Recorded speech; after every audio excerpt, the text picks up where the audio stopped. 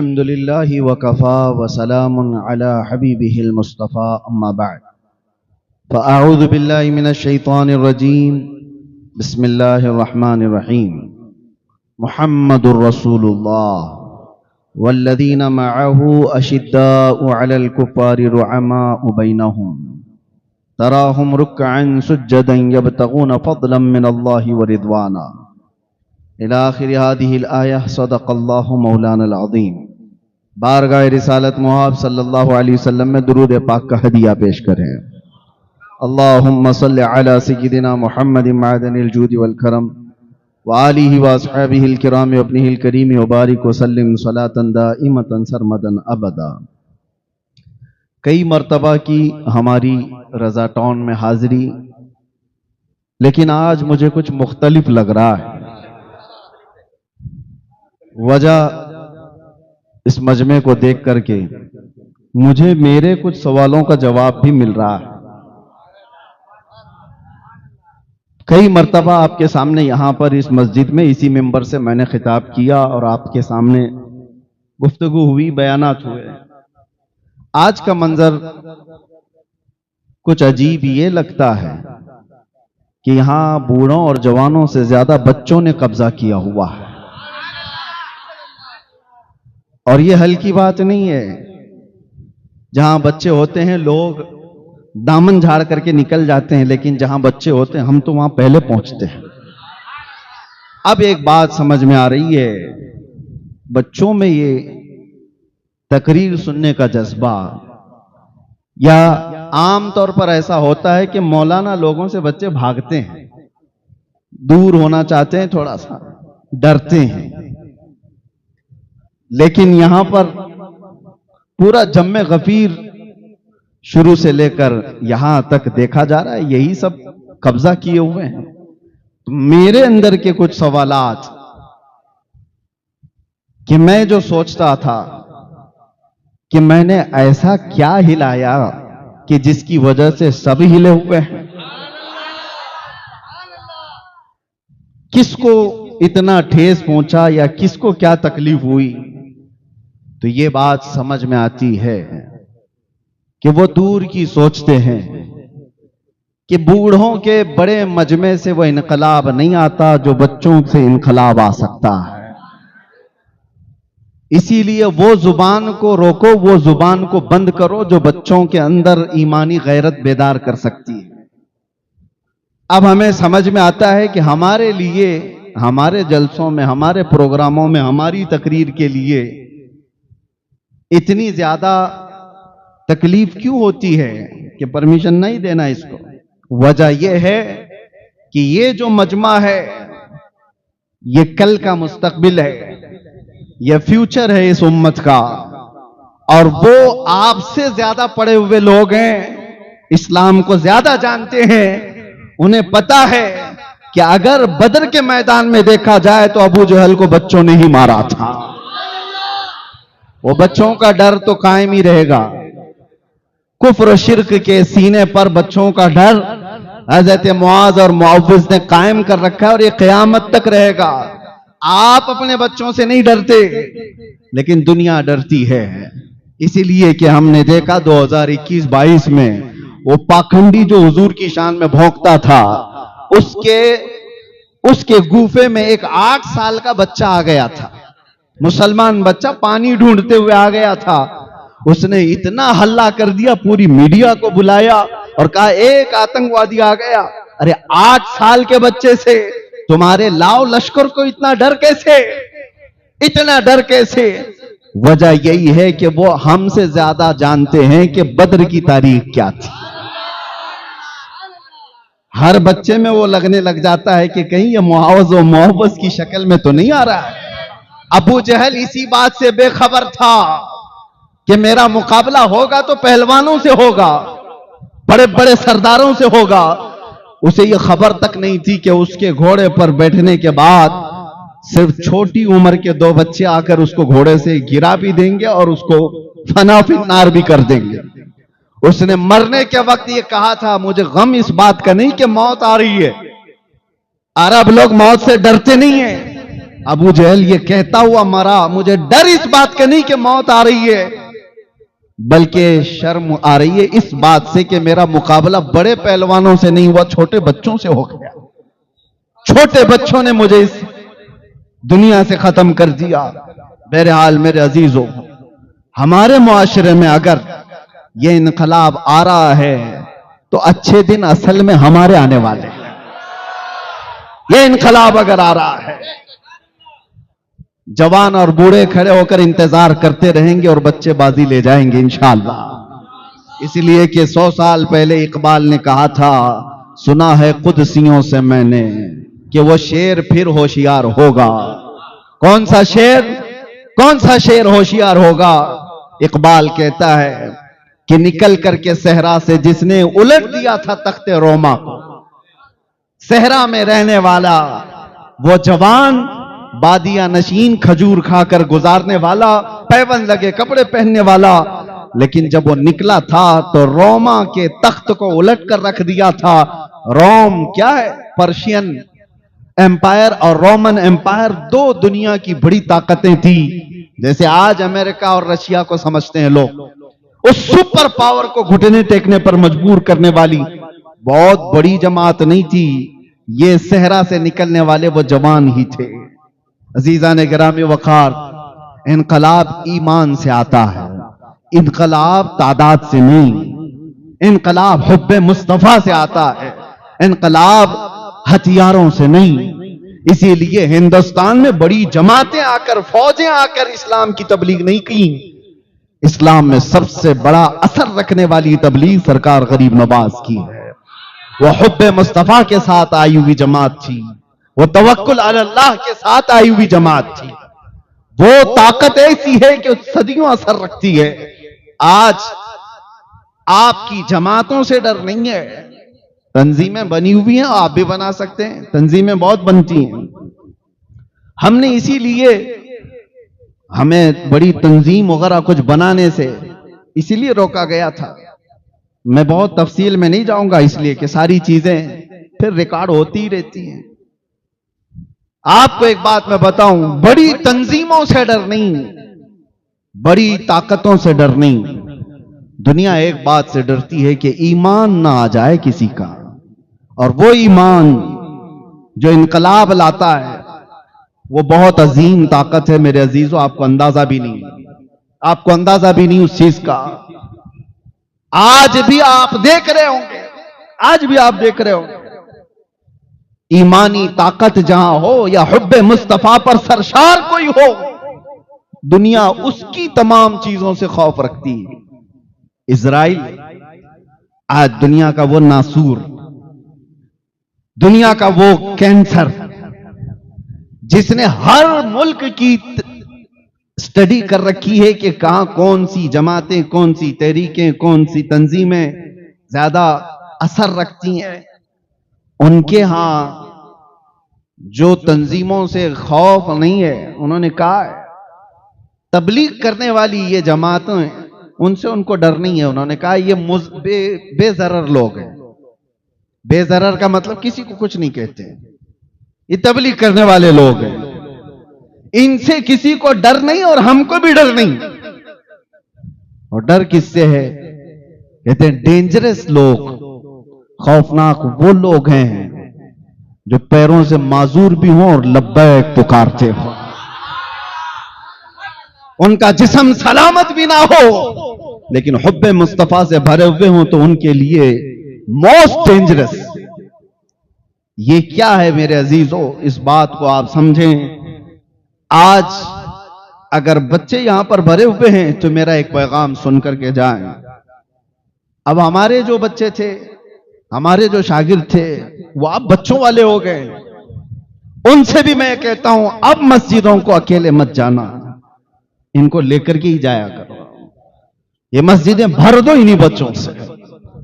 जो जंग लगे हुए हैं, अगर वो सुधर गए तो ठीक है, नहीं तो इन पर काम करो, इन पर मेहनत करो। साफ सुथरा दिल रखते हैं और इस साफ सुथरे दिल के अंदर हुब्बे मुस्तफा आज ही भर गया। हजारों बड़े लोगों से ज्यादा असर इनकी जिंदगी पर होगा। बड़े बड़े लोग जो काम नहीं कर सकते वो ये बच्चे साफ सुथरे दिल के साथ कर जाएंगे इंशाअल्लाह। और कभी अपनी सफों से इनको बेदखल मत किया करो, मस्जिदों से इन्हें ना भगाओ कि बच्चे शोर करने वाले लोग हैं, इनको निकल जाने दो। नहीं, ये इसी उम्र के अंदर बहुत सारी चीजें कैच कर रहे हैं, अपने जहन में महफूज कर रहे हैं। कल को ये इनके अंदर वो चीजें आएंगी। मेरे अजीजों, आज हमें जिस तरह से आप बड़े बड़े मजमों में पुकारता हुआ देखते हैं, हमारे अंदर बेखौफी और निडरपन कहां से आया? हमने भी अपनी छोटी उम्र में किसी को देखा, बुजुर्गों को इस तरह से देखा, बिला खौफ लौमत लाइम, उनकी जिंदगियां हम पर असर करती गईं। उनको देखा था कि किसी को खातिर में नहीं लाते। शरीयत मुस्तफा के सामने हमने सबसे ज्यादा हुजूर ताजुश शरिया रहमतुल्लाह ताला अलैह को देखा। वो मिजाज रखते थे। मैं मिस्र में पढ़ने के जमाने में देखता, आप तशरीफ लाए, उस वक्त आपकी बीनाई नहीं थी। बगल में आपके बैठे हुए बहुत बड़े आलिम दीन अजहर में, जो हदीस का दर्स भी दिया करते थे जाम मस्जिदुल अजहर में, बुखारी पढ़ाने वाले। लेकिन चूंकि वहां का माहौल है, बड़े बड़े लोग उलमा, वो डॉक्टर भी हैं, पेशे से डॉक्टर भी हैं और बुखारी का दर्स भी देते थे। वो सूट में थे, टाई पहने हुए थे। उनके यहां ये नॉर्मल बात है।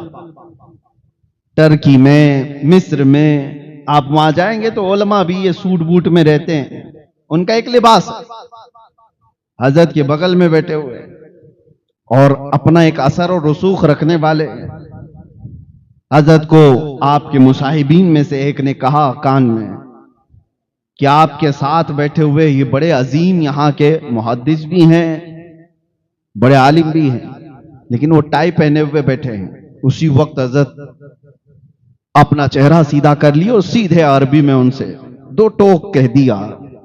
ये नहीं देखा कि मैं यहां मिस्र में मेहमान बन के आया हूं, ये नहीं देखा कि मैं 4 दिन के दौरे पर आया हूं, मुल्क इनका है, असर इनका है, इन्फ्लुएंस इनका ज्यादा है। जो शरीयत कहती थी कह दिया। उनको बुरा लगता है या नहीं लगता ये भी नहीं, कहना था कह दिया कि ये हराम है, शियार नसारा है, ये हमारी तहकीक है। हम उस वक्त थोड़ा सा सहमे हुए थे कि पता नहीं महफिल क्या हो जाएगी। वो बिगड़ करके चले गए तो क्या होगा हमारा सबका? हम भी यहां पढ़ने के लिए आए हुए हैं, सारे लोगों का क्या होगा? हजरत को बोलना था, बोल दिए। मेरे अजीजों, ईमान की सच्चाई के साथ जब कोई इस्लाह करता है तो हमने उसका असर देखा। उसी वक्त उन्होंने अपने गले से उठाई निकाली थी, कहा हमारा जो मसला है यहां का उर्फ है, उर्फ है, मशहूर है, सब पहनते हैं, वो सब अपनी जगह पर, लेकिन मैं इसके पहनने पर एक भी दलील नहीं देना चाहता। आपके नजदीक हराम है, मैंने निकाल दी। असर भी देखा। मेरे अजीजों, जब बड़ों को हम इस अंदाज से देखते हैं तो फिर ये ईमानी गैरत भी बेदार होती है, ईमानी हरारत भी हमारे अंदर आती है। ये बच्चे अगर आज हमें देखते हैं तो इंशाअल्लाह अजीज कल को जब ये जवान होंगे तो बुज़दिलों की तरह ची ची बात नहीं करेंगे, आंखों में आंखें डालकर बात करना सीखेंगे। ये वो अलग लोग हैं, वो अलग लोग हैं जिनको अपने चिल्ले चट्टी की फिक्र हो। ये सुन्नी सहीहुल अकीदा वो बच्चे हैं जो हुब्बे मुस्तफा पर किसी बात से सौदा नहीं करते। और आज मैं इसी बात पर आपके सामने आया हूं। बात है आज हजरत उमर फारूक की। और जाहिर सी बात है, हमने तमहीद छेड़ी है तो अब उसी जात तक पहुंचते हैं। सहाबा में सबसे ज्यादा गैरतमंद सहाबी हजरत उमर इब्न खत्ताब रज़ियल्लाहु ताला। हजरत उमर फारूक रज़ियल्लाहु ताला अन्हु का हाल तो यह था, मेरे आका सल्लल्लाहु ताला अलैहि वसल्लम ने तो यह फरमाया कि हर उम्मत में एक बयान करने वाला होता है जिसकी जुबान अल्लाह ताला को पसंद है, और मेरी उम्मत में वो उमर इब्न खत्ताब है जब हजरत उमर कुछ कहते हैं मशवरे के तौर पर, अल्लाह ताला उसको कुरान की आयत बनाकर नाजिल कर देता है। और जो बातें हजरत उमर की मशवरे के तौर पर है वो मैं आपको बताना चाहता हूं। अक्सर जगह वो गैरत है। गैरत किसको कहते हैं, गैरत किसको कहते हैं वो मैं आपको समझाता हूं। बुज़दिल आदमी और मुनाफिक के अंदर गैरत नहीं होती। जिसको आम जुबान में अगर कह दिया जाए तो बीच वाला आदमी, उसकी गैरत नहीं। बल्कि मैं पैदाइशी बीच वाले को नहीं कह रहा हूं, उनके अंदर थोड़ी बहुत तो होती होगी, लेकिन जो मुनाफिक होता है वो बेगैरत होता है। बेगैरत की एक और मिसाल मैं आपको बता दूं। किसको कहते हैं? हर इंसान के अंदर, हर मर्द के अंदर इतनी गैरत तो होती है कि उसकी बीवी उसके साथ हो, कोई अगर उसकी बीवी को टच करे, उसकी बीवी को छेड़छाड़ करे, तो उस इंसान को, उस मर्द को गुस्सा आएगा कि नहीं आएगा? लेकिन जहां नहीं आता तो इसी को कहते हैं ये बेगैरत आदमी। बीवी की मिसाल मैंने सिर्फ समझाने के लिए दी। किसी मां को, किसी की मां को कोई गाली दे रहा है, वो सुन के ही करता चला गया, ये बेगैरत आदमी। उसकी बेटी को कोई कुछ कहा, औरतों के मामलात में इंसान हसास होता है, बहुत सेंसिटिव होता है, इसलिए मैं ये मिसालें दे रहा हूं। अगर किसी की मां, बहन, बेटी या बीवी को कोई कुछ बुरा भला कहा तो जितना गुस्सा आता है ये गैरत की वजह से आता है। गैरत जिसके अंदर होगी उतनी ज्यादा वो गुस्से में आता है।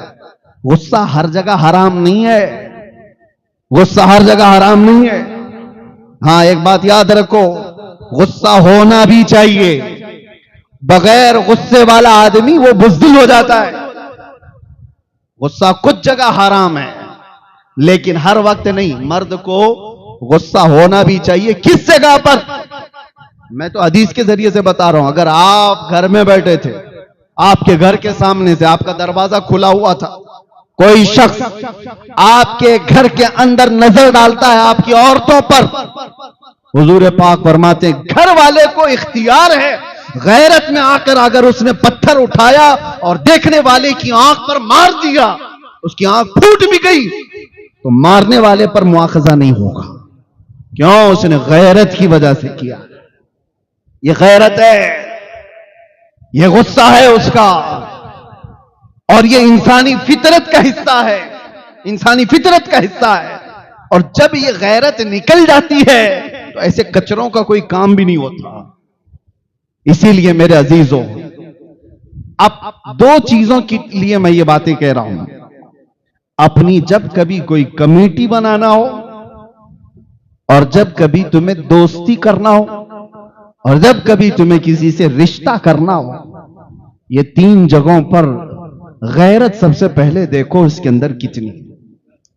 बेगैरत आदमी अगर तुम्हारी कमेटियों में बैठेगा तो सबको मुनाफिक बनाकर रखेगा, ना वो तुम्हारा कोई फैसला ले पाएगा। उससे ज्यादा तो गैरत वाली औरतें होती हैं बहुत सारी जगहों पर। आपको पता है, जब बेगैरत आदमी को आप अपना सरदार बना ले या दोस्त बना ले तो उसकी बीमारी का असर तुम्हारे अंदर भी आता है। हजरत उमर इब्न खत्ताब रदी अल्लाह ताला अन्हु के मशवरों के बारे में मैं कह रहा था। नबी अकरम सल्लल्लाहु ताला अलैहि वसल्लम की अज़वाज मुतहरात मोमिनों की क्या है? सब क्या है? हुजूर की बीवियां मोमिनों की मां हैं। उम्मुल मोमिनीन कहा जाता है हुजूर की हर बीवी को। पहले वो सहाबा इकराम हुजूर के घरों पर जाते थे तो हुजूर की बीवियां कोई सामान लेना है, देना है, आमने सामने हो जाती थी।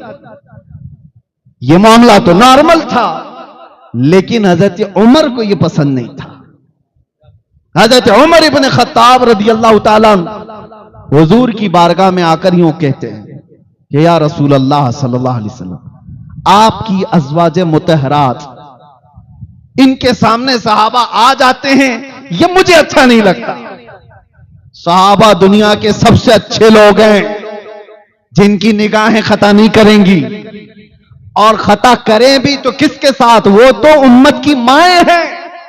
मां के पास तो बच्चा जा ही सकता है। सारी दलीलें एक तरफ, लेकिन गैरत उमर एक तरफ। हजरत उमर की गैरत, मेरे नबी की बीवियां हैं, आम नहीं है। तो यह हजरत उमर ने आकर मशवरतन हुजूर की बारगाह में अर्ज किया। उसी रात को जिब्राइल अमीन आयत लेकर नाजिल हो गए, या निसा अन्नबी लस्तुन्न कअहद मिनन निसा, ऐ नबी की बीवियों तुम आम औरतों की तरह नहीं हो, आम औरतों की तरह नहीं हो। फिर अल्लाह ने हुक्म नाजिल फरमा दिया, ऐ लोगो वइदा सअलतुमुहुन्ना मताअन फसअलूहुन्ना मिन वराइ हिजाब, जब तुम्हें किसी बात का सवाल करना है नबी की बीवियों से या कुछ मांगना है, तो आज के बाद पर्दे के पीछे खड़े होकर के मांगो। यह गैरत उमर है। उमर इब्न खत्ताब रज़ियल्लाहु तआला अन्हु की गैरत ने वो चीज, हुजूर पाक सल्लल्लाहु तआला अलैहि वसल्लम ने एक ख्वाब देख करके ये भी तो फरमाया था कि मैंने देखा कि उमर इब्न खत्ताब रज़ियल्लाहु तआला अन्हु के मुतालिक कि उनका जुब्बा जमीन तक लगा हुआ था। तो हजरत उमर ने पूछा कि ये इस ख्वाब की ताबीर क्या है? नबी पाक सल्लल्लाहु अलैहि वसल्लम ने फरमाया, उमर ये तुम्हारी गैरत की ताबीर, गैरत की ताबीर है।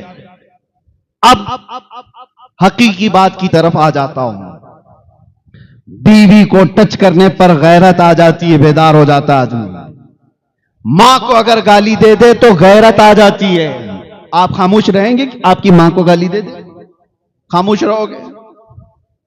तुम्हारी बेटियां या तुम्हारी बहनों को कोई छेड़छाड़ करे तो खामोश रहोगे? जो रिएक्शन होगा कर ही डालोगे आप।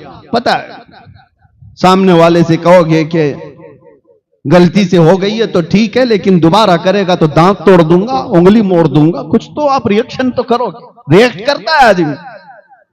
यह सब तुम्हारी गैरत का 10वां हिस्सा भी नहीं है। औरतों के बारे में जो गैरतमंद होता है, 10वां हिस्सा भी नहीं गैरत का। इंसान की असली गैरत उस वक्त देखी जाती है जब उसके नबी की शान में कोई बात करे, और अगर वो खामोश रहा तो वो बेगैरत है, वो जलील है, उसके अंदर निफाक भरा हुआ है। नबी अकरम सल्लल्लाहु तआला अलैहि वसल्लम के मुतालिक गैरत अगर सबसे ज्यादा मैंने महसूस किया वो उमर इब्न खत्ताब की बारगाह। वो हल्की चीज भी नहीं बर्दाश्त करते थे, नहीं बर्दाश्त करते। आपने सुना होगा एक मुसलमान और यहूदी के झगड़े के बारे में, जमीन का झगड़ा था। हुजूर पाक सल्लल्लाहु अलैहि वसल्लम ने फैसला सुना दिया था, यहूदी के हक में जमीन थी, लेकिन वो मुसलमान जो नाम का था मानने से इनकार कर दिया और कहा नहीं ये फैसला सही नहीं हुआ है। कहा कहां फैसला कराएंगे? उमर इब्न खत्ताब के पास। उनके फैसले मशहूर थे, अदालत मशहूर थी। हजरत उमर के पास आने के बाद यहूदी ने पहले ही से कह दिया कि हमारा मैटर जमीन का पहले रसूलुल्लाह के पास गया था। वो यहूदी हुजूर को मानने वाला तो नहीं, यहूदी था। हजरत उमर चौंक गए, कहा कि फिर वहां से नहीं हुआ? कहा उन्होंने तो फैसला मेरे हक में सुनाया, लेकिन ये तुम्हारा मुसलमान भाई मानता नहीं है। कहा ये तुमसे कराएगा। फिर हजरत उमर ने तलवार उठाई और उसकी गर्दन मार दी। मेरे अजीजों, ये सुनने के लिए तो आसान है। उमर इब्न खत्ताब आम आदमी नहीं है, उनका अमल शरीयत बनने वाला है। उनका अमल क़यामत तक के लिए लोगों की तकलीद का सबब बनने वाला है। हर उठे बैठे कुछ काम कर नहीं सकते थे, लेकिन गर्दन तो मारी दी। अब मदीने में मशहूर हुआ, उमर इब्न खत्ताब ने एक मुसलमान को मारा था। तो वो मुसलमान दिखने में, नाम हुजूर के पास आना जाना, नमाजें पढ़ना। अब एक तरफ हजरत उमर हैं और एक तरफ वो कत्ल किया हुआ, उसकी तरफ से लोग भी कह रहे हैं कि उमर ने बहुत बड़ा काम कर दिया, बहुत, कि ये जज्बे में आकर के किसी की गर्दन मार दिया। यहूदी और मुसलमान की जब बात हो तो एक मुसलमान का कैसे कत्ल? हजरत उमर को बुलाया गया हुजूर के पास और हुजूर पाक सल्लल्लाहु अलैहि वसल्लम ने पूछा, उमर तुमने एक मुसलमान की गर्दन मारी? अब जवाब सुनो। हजरत उमर ने कहा, या रसूल अल्लाह मैं उसको मुसलमान मानता ही नहीं था, नहीं मैंने किसी मुसलमान की गर्दन नहीं मारी। तो हुजूर ने फरमाया तुमको कैसे पता वो मुसलमान था कि नहीं था? अब ये बड़ी चीज है, किसी के बारे में कोई कह नहीं सकता। कैसे कहेगा? आपको मैं बताऊं, काफिर भी साबित नजर आता है, मुसलमान भी नजर आता है, मुनाफिक नहीं नजर आता। मुनाफिक दिल के अंदर छुपा हुआ है, बुग़्ज़ है, अदावत है, सब है, उसकी पेशानी पे लिखा हुआ तो नहीं है। अब आज के जमाने में किसी को मुनाफिक नहीं कह सकते, ये भी मसला सुन ले आप। किसी को मुनाफिक डायरेक्ट, हाँ अलामाते निफाक है उसके अंदर, ये कह सकते हैं, निफाक की चीजें इसके अंदर है। मुनाफिक कहना ये गैब की बात है, और आज कौन इस तरह गैब की खबर देगा, दिल के अंदर छुपी हुई चीज। अब हजरत उमर ने जब ये कहा मैं उसको मुसलमान मानता ही नहीं, हुजूर ने फरमाया कैसे कैसे नहीं मानते? दलील तो कुछ नहीं थी ना, वो मरे हुए की पेशानी पर लिखा हुआ था कि हादा मुनाफिक, कहीं कुछ लिखा हुआ नहीं था। हजरत उमर ने कहा या रसूल अल्लाह, जब वो आपके फैसले को नहीं माना तो? ये तो हजरत उमर की बात चल रही है मेरे अजीजों, हुजूर भी जरह कर रहे हैं, ये आर्ग्यूमेंट हो रहा है। रसूल पाक सल्लल्लाहु अलैहि वसल्लम ने फरमाया उमर, क्या तुम अपनी तरफ से अपनी राय से ये कायम कर लोगे कि कौन मुसलमान है, कौन मुनाफिक है, कौन मुसलमान नहीं है? बात चल ही रही थी कि जिब्राइल अमीन आयत लेकर नाजिल हो गए। कुरान में अल्लाह ताला ने नाजिल फरमा दिया, फला व रब्बिका ला युमिनून हत्ता युहक्किमूका फीमा शजर बैनहुम। ऐ महबूब, आपके रब की कसम, उस वक्त तक कोई मोमिन हो ही नहीं सकता जो अपने मसलों में आपके फैसले को नहीं मानता।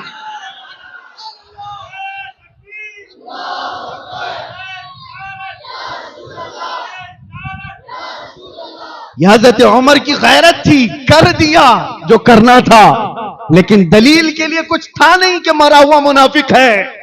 लेकिन कोई दलील के लिए साथ में हो या ना हो, मेरा रब हज़रत उमर की गवाही देते हुए कुरान में आयत नाजिल फरमा। कुरान में आयत आके आज भी तिलावत कर रहे हैं, और फिर ये मसला बन गया शरीयत तक के लिए, शरीयत कयामत तक के लिए ये दलील बन गई। अज़ीज़ान गिरामी वखार, ये कौन सी बात है जो हजरत उमर को इतना बड़ा काम करने पर आमादा कर गई? वो हजरत उमर की जलाल, रौब, तमकनत, उनके दबदबे को ही लोग सुने होंगे, लेकिन जितने वो नरम दिल थे, आपको अंदाजा है? बहुत नरम दिल थे, बहुत नरम दिल, इतने कि जब रात को वो मुसल्ले पर रोते थे, उनके आंखों के नीचे पूरे काले हल्के पड़ गए थे। दिल की नरमी इतनी थी। लेकिन दिल की नरमी होने का मतलब यह नहीं है कि हुब्बे मुस्तफा पर भी आदमी नरम हो जाए। आज कुछ लोगों ने यह बात लोगों में मशहूर कर रखी है। सूफी का मतलब होता है नरम रब्बल वाला बॉल, गेंद। उस सूफी का मतलब होता है कुछ नहीं करता हो, अल्लाह अल्लाह करता रहता है, अल्लाह अल्लाह करता रहता है। मेरे अजीजों, वो सूफी कौन सा है जो सिर्फ और सिर्फ सर झुकाए बैठा रहे? दुनिया का सबसे बड़ा सूफी तो करबला के मैदान में था। इमाम हुसैन से बड़ा सूफी कौन है? उनका नाम लेकर के रोटियां तोड़ने वाले, उनके नाम पर अपनी दुकानें चलाने वाले सूफी कहते हैं। और तुम्हें डर आती है, डर लगता है इमाम हुसैन की तरह बात करने के लिए। इनके किरदार हैं यजीदियों के, बात करते हैं हुसैन की। मैं ऐसे सूफियों को नहीं मानता। सूफी वही होगा जो हुब्बे मुस्तफा पर जलाल आए और ईमान वालों के साथ वो दिल के अंदर नरमी रखे। हाँ, सूफी वही है। नरम दिल तो होना ही चाहिए। लोगों ने एक अलग कॉन्सेप्ट बना करके रखा है। सूफी तसव्वुफ का मतलब है दुनिया छोड़ करके रहना, किसी को कुछ नहीं कहना, किसी को कुछ नहीं कहना। ये तो ऐसी है। एक सूफी साहब के बारे में सुना, खेत में बैठे रहते थे, भुट्टे की खेत थी उनकी, मकई की, और एक गधा आता था, खेत चरने लग जाता था, और ये तस्बीह हिलाते बैठे हुए हैं, तस्बीह भी पढ़ रहे हैं और यहीं से अल्लाह बचा ले मेरे खेत को, अल्लाह बचा ले मेरे खेत को, अल्लाह बचा ले मेरे खेत को। वो गधा है, चर के चला जाता था। कुछ मोहल्ले के जवान थे, ओल्ड डुबली वाले, वो सूफी साहब को रोज देख रहे थे। कहा ये पीर साहब रोज तस्बीह घुमा रहे हैं और ये गधा चर के चला जाता है। एक दिन देखा, 2 दिन देखा, 4 दिन, इनकी तस्बीह नहीं खत्म होती और गधा खाना नहीं छोड़ता। आधा खेत खत्म हो गया था। 5 दिन के बाद ये नौजवान लोग एक बड़ा डंडा लेकर के आए और उसके बाद आए, जैसी गधा खेत में आया, गधे को इधर से मारा, उधर से मारा, इधर से मारा, उधर से मारा। गधा चीखते चीखते जख्मी होकर भाग गया, खेत महफूज हो गया, बच गया। सूफी साहब के पास आए जवान लोग, कहा कि हजरत हर काम तस्बीह से नहीं होता, कुछ कामों के लिए डंडे भी चाहिए।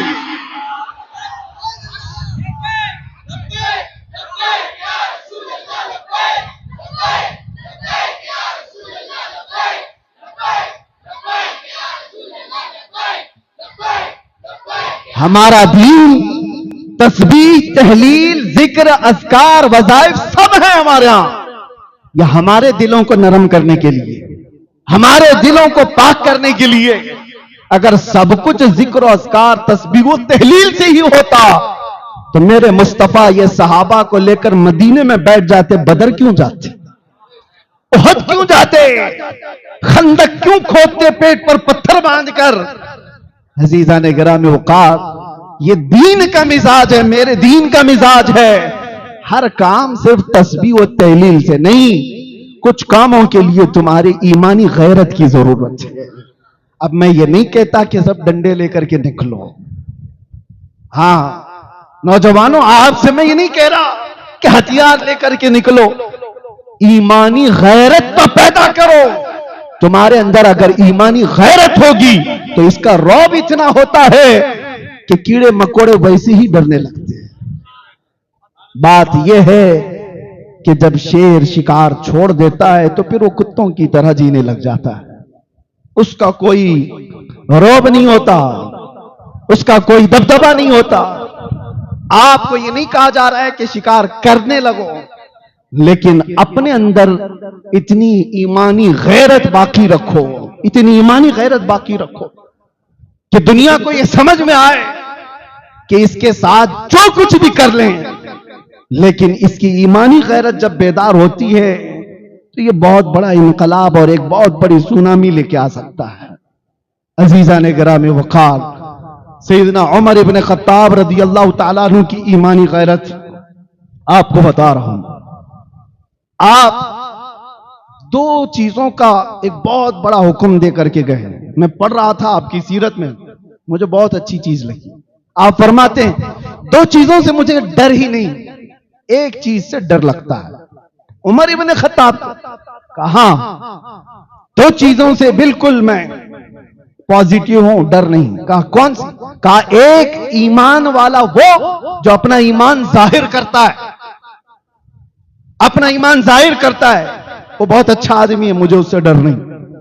और दूसरा वो काफिर जो अपने कुफ्र का इजहार भी करता है, उससे भी डर नहीं। खुला हुआ काफिर है, कह भी रहा है। हज़रत उमर कहते हैं डर उससे लगता है जो जमात में होता है, ईमान दिखाता है और कुफ्र छुपाता है, उससे डर लगता है। और यही उम्मत के लिए सबसे खतरनाक तरीन जमात है। अल्लाह ताला ने इनकी मजम्मत में पहले पारे में 13 आयतें नाजिल फरमाई। ईमान वालों के मुतालिक 5 आयतें, कुफार के लिए 2 आयतें और मुनाफिकीन के लिए 13 आयतें मुसलसल। इससे अंदाजा होता है अब ये मुनाफिकत आती कहां से है? ये बेगैरत आदमियों के अंदर ज्यादा आती है। बेगैरत लोग कौन होते हैं? और उसकी एक और बात आपको भी समझा करके जाता हूं, आजकल के माहौल के एतबार से मेरी ये बात बहुत तवज्जो से सुनना। एक मामला हज़रत उमर इब्न खत्ताब के पास आया। एक शख्स के साथ मामलात करना था, उसके बारे में किसी की गवाही लेनी थी, किसी की गवाही लेनी थी। हज़रत उमर ने लोगों से पूछा मदीने में कोई इसकी गवाही देगा? कि ये आदमी अच्छा है, इससे मामलात कर सकते हैं। तो एक सहाबी खड़े हो गए, कहा कि अमीर अल मोमिनीन, मैं इसकी गवाही देता हूं। अब सुनो, कौन किसकी गवाही दे सकता है? हज़रत उमर ने सबसे पहले उनसे पूछा, तुम इसके अच्छे और सच्चे होने की गवाही दे रहे हो? सबसे पहले यह बताओ, क्या तुम इसके पड़ोसी हो? पड़ोसी जानता है। उन्होंने कहा, नहीं, मैं पड़ोसी तो नहीं हूं। दूसरा सवाल हज़रत उमर ने कहा, बहुत अहम बात कह रहा हूं मैं आपसे, कहा, क्या तुमने कभी इससे कोई लेन देन किया है? उन्होंने कहा, नहीं, लेन देन भी नहीं किया। किसी के बारे में तवज्जो चाहता हूं, लेन देन किया हुआ होगा तो पता चल जाएगा कि कैसा है। तीसरा सवाल हज़रत उमर ने किया, क्या तुमने कभी इसके साथ सफर किया है? उन्होंने कहा, नहीं, मैं सफर भी नहीं किया। तो हज़रत उमर मुस्कुराने लगे, कहा, अच्छा, तुमने इसको मस्जिद में देखा होगा, नमाज रोजा वगैरह में। उन्होंने कहा, हां, मैंने इसको 5 वक्त देखा। हज़रत उमर ने कहा, चुप हो जा, तू इसकी गवाही देने के काबिल ही नहीं। इसकी नमाज, इसके रोजे, इसकी ज़कात देखा तो हूं। हज़रत उमर ने कहा, तू इसकी गवाही देने के काबिल नहीं है। जिसको सिर्फ मस्जिदों में देखे हो उसकी अच्छाई की गवाही नहीं। हज़रत उमर कहते हैं, जो अपने पड़ोसियों के साथ या लेन देन में, मामलात में पक्का, या सफर में उसकी सारी असलियत अच्छी हो, उसके मुतालिक तुम बगैर किसी खौफ की गवाही दे सकते हो। यह हज़रत उमर ने कहा, यह बहुत बड़ा पैगाम है आज के लिए। तो सिर्फ दिखने वाली चीजों के मुतालिक आप अपने दिमाग में यह मत बिठा लेना कि बहुत अच्छा है। नमाजें, रोजे, ज़कात, हज, यह हमारे दीन का 25% हिस्सा है, और मामलात ये 75% है। और जो मामलात में कच्चा है वो दीनदार नहीं कहला सकता। नमाजी हो सकता है, ज़कात वाला हो सकता है, हाजी हो सकता है, दीनदार वही होगा जो मामलात में अच्छा होगा। उसकी बीवी के साथ उसके ताल्लुकात कैसे, उसके पड़ोसी के साथ उसके कैसे ताल्लुकात है, और फिर वो लेन देन में कैसा है, वादे का पक्का है कि नहीं। यहां तो 90% डूबे हुए हो, जो कहा उस पर कायम नहीं। पैसे लेने के वक्त चेहरा अलग है, वापस देने के वक्त उनके हाव भाव बदले हुए। मामलात, यहां आदमी के निफाक के बारे में कहा गया है, ईमान वाले की अलामत नहीं है। मैं तो एक हाजी साहब को देखा था, अल्लाह उनको गरीक रहमत फरमाए। उनकी वो लकड़ी की मिल थी, सॉमिल जिसको कहते हैं, जिसमें लकड़ियां काटी जाती हैं। बुढ़ापा आया तो उनके बच्चे भी थे, बहुत पैसे वाले, अच्छे, जिनको कहा जाए कि अपने जमाने के अमीर तरीन आदमी। उठा करके औने पौने जो कीमत आई वो सॉमिल बेच दिया। लोग सब हैरत में थे कि ये चीज मिलती नहीं है जल्दी किसी को, लाइसेंस नहीं मिलता, और आपने उठाकर बेच दिया। उन्होंने मेरे सामने कहा कि मुफ्ती साहब, मुझे डर सिर्फ इस बात का है कि मेरे मरने के बाद मेरी औलाद गैर कानूनी लकड़ियां कहीं काटना ना शुरू कर दी, इसलिए मैंने बेच दिया। यह है ईमानी गैरत, यह है ईमानी गैरत। मामलात में आदमी ऐसा हो जो औलाद के सिलसिले में भी इस तरह का रवैया रखता हो, वो ईमान है मेरे अजीज। सैयदना उमर इब्न खत्ताब रज़ी अल्लाह ताला अन्हु के मामलात के सिलसिले में जो बातें हैं वो भी थोड़ा मैं अर्ज कर लूं। गैरत के मुतालिक मैंने जो बात की, इतनी गैरत तो होनी चाहिए। हज़रत उमर ही वो आदमी है तन्हा जो जल्दी दबना नहीं चाहते, झुकना नहीं चाहते कभी भी। सुलह हुदैबिया हो रही थी, ऑब्जेक्शन किसी का नहीं था। तकरीबन 1400 सहाबा थे, वो आमन्ना सद्दकना कहने वाले सब थे। हुजूर ने जो फरमाया वो आखिरी बात है, लेकिन 1400 सहाबा में उमर इब्न खत्ताब भी थे। हुजूर पाक सल्लल्लाहु अलैहि वसल्लम डील कर रहे हैं, एग्रीमेंट कर रहे हैं मक्का के काफिरों के साथ। क्योंकि हालात ऐसे थे। मक्का वालों ने रसूलुल्लाह को और सहाबा को मक्का से 35 किलोमीटर दूर रोक दिया था कि आप उम्रा नहीं कर सकते, एहराम उतार करके वापस चले जाओ मदीने, अपने जानवरों को यहीं ज़बह कर दो और अगले साल आना बगैर हथियार के।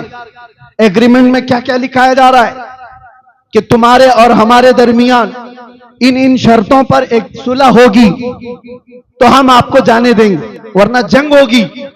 हुजूर ने फरमाया जंग नहीं करना है, सुलह करना। अब यहां पर एक ही शख्स है हजरत उमर, वो कहते हैं जंग क्यों नहीं कर सकते, इन कुत्तों से दबेंगे क्यों, डरेंगे क्यों? या रसूल अल्लाह, बदर में तो हम थे, उहद में भी थे, हम खंदक में भी थे, ये सब जंगे हम देखे हैं और इनको भी हम अच्छी तरह से देखे हुए हैं, निमटा देंगे, जो होगा देखा जाएगा। हजरत उमर की गैरत थी, वो कह रहे थे कि इनसे दब करके क्यों रसूलुल्लाह सुलह करेंगे, मगर वो मेरे नबी की नजर थी, वो अल्लाह की तरफ से वही की हुई नजर थी। आप फरमा रहे थे उमर, मैं जो देख रहा हूं वो तुम नहीं देख सकते।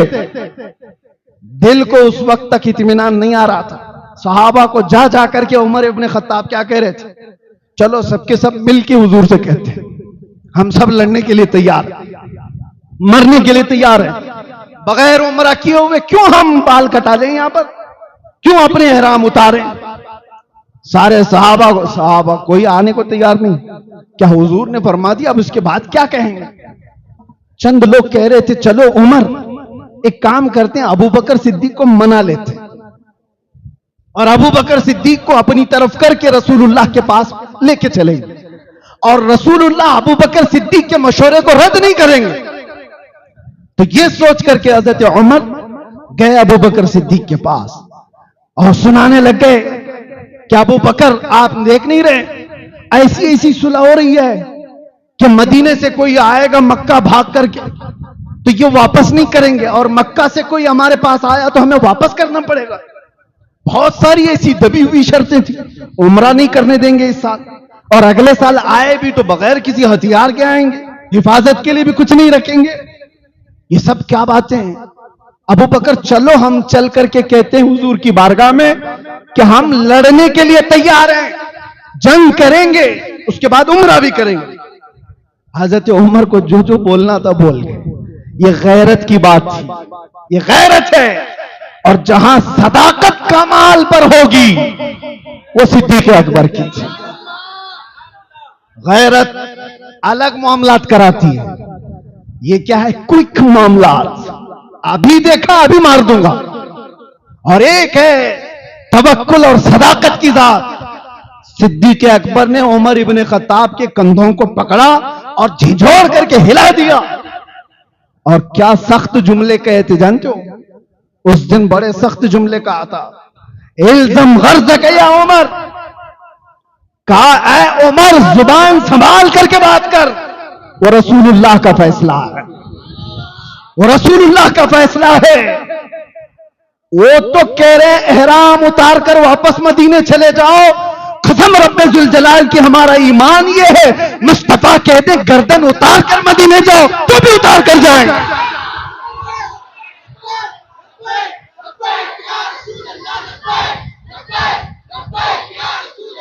ये देखने के बाद उमर इब्ने खत्ताब ने कहा मैं गलती पर था, ये मेरी गैरत थी कि इन कुत्तों से दबे क्यों, लेकिन बात तो रसूलुल्लाह के हुक्म की थी, बात हुजूर के हुक्म की थी। उसके बाद पलट आए और जिंदगी पर कहते थे ईमान कहीं पर मैंने देखा है तो अबू बकर की जिंदगी में देखा। मेरे अजीजों, गैरत ये अपना मामला कराती है, लेकिन सदाकत जो है वह हुब्बे मुस्तफा के साथ उस सिद्दीक अकबर में कूट कूट और भरी हुई थी। यही बात है कि हजरत उमर इब्ने खत्ताब रज़ी अल्लाह ताला अन्हु ने जीना ऐसे सिखाया है। और गैरत की जहां जहां मिसालें मिलेंगी, मैं फख्र से सीना चौड़ा होता है। जवानों, अगर पढ़ना है तो उमर इब्ने खत्ताब को पढ़ो, बीमारियां खत्म हो जाएंगी बुज़दिली की। जो डर सहम के साथ जीते हो, उमर इब्ने खत्ताब को पढ़ो। मुझे एक बात याद आती है, एक नौजवान वो ईमान कबूल किया हुआ अभी चंद सालों पहले, और उसने आकर मुझसे कहा कि मैं दाखिले इस्लाम हुआ हूं, मुझे नाम रखना है। तो मैंने कहा आपको क्या नाम पसंद है? उस नए मुसलमान ने कहा मैं उमर नाम रखना चाहता हूं। कहा वजह क्या है इसकी? बहुत सारे नाम हैं। कहा इसलिए कि अब मेरी जिंदगी जो शुरू हो रही है वो स्ट्रगल लाइफ है। पीछे सारे लोग दुश्मनी करेंगे, मार भी सकते हैं, कुछ भी कर सकते हैं, और इन हालात में मैं ये नाम इसलिए रखना चाहता हूं ताकि ये नाम इतना असर करे कि मैं उनके मुकाबले में बुज़दिल ना बनूं,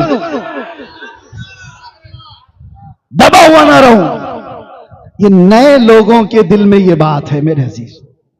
उमर इब्न खत्ताब को पढ़ो, उहद के मैदान में हुआ क्या था पता है आपको?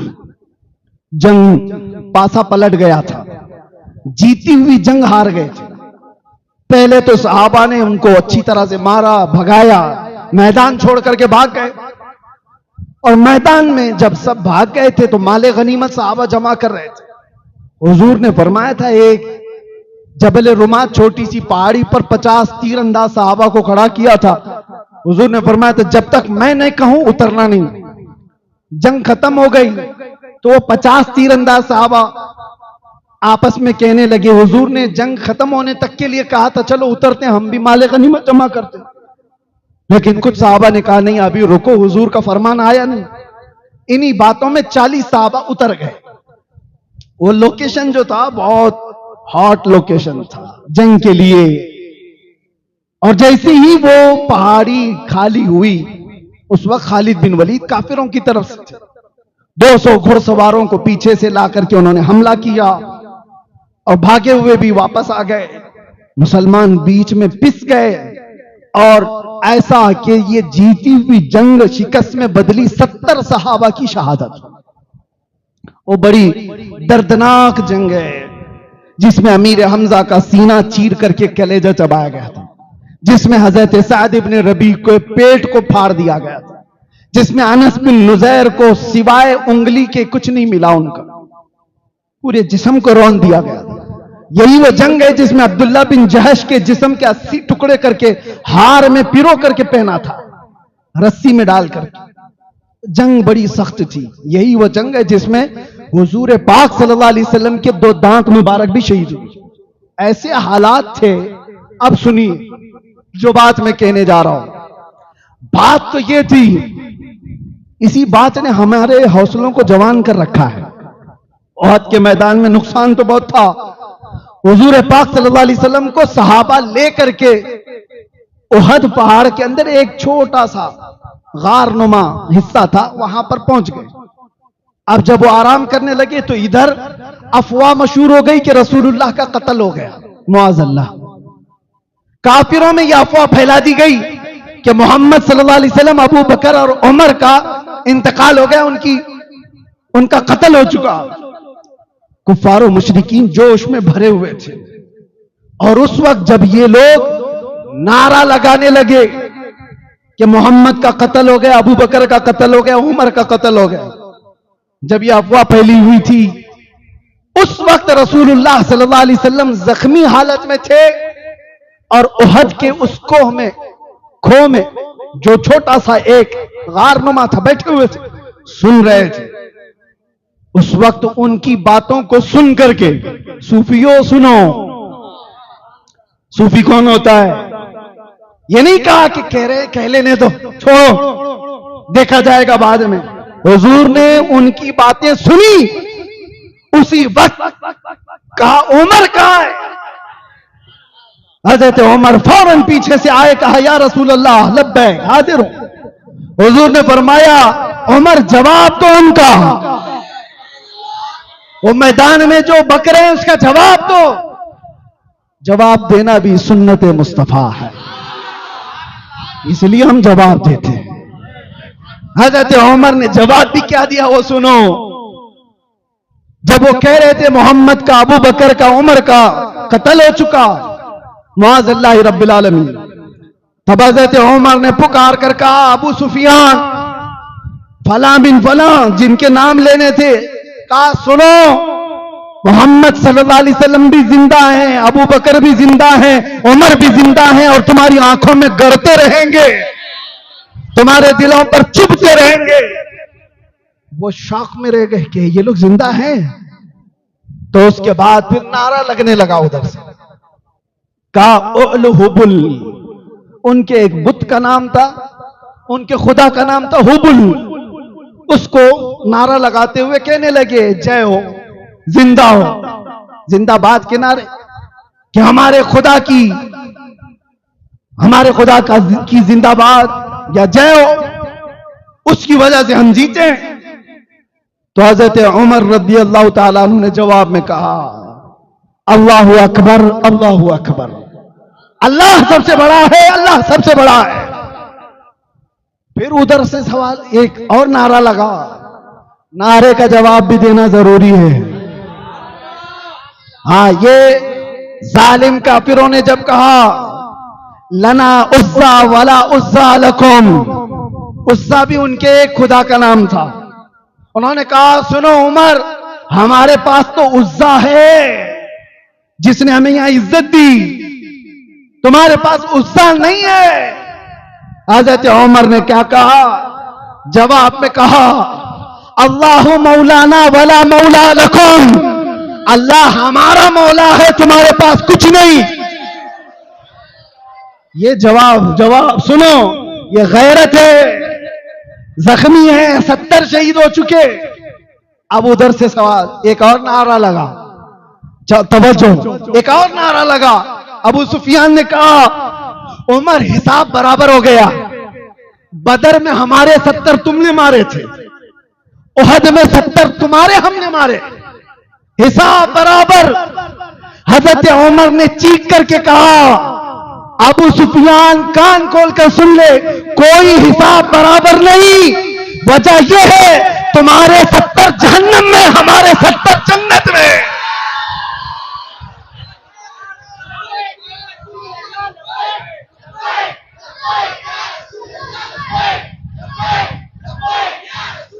कौन सी बराबरी, कौन सी बराबरी, कोई बराबरी नहीं है।